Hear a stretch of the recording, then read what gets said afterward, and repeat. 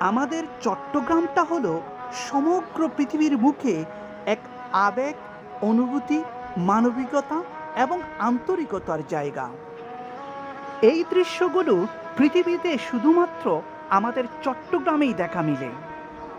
গত কুরবানির ঈদে আমি যখন এরকম একটা ভিডিও আপলোড করেছিলাম, তখন অনেকেই অনেকভাবে মন্তব্য করেছেন।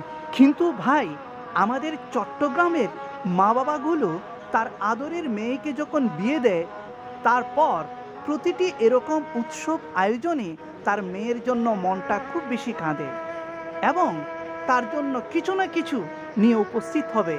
যার যতটুকুই সামর্থ্য থাকুক না কেন, সে সর্বোচ্চটুকু দিয়ে চেষ্টা করে।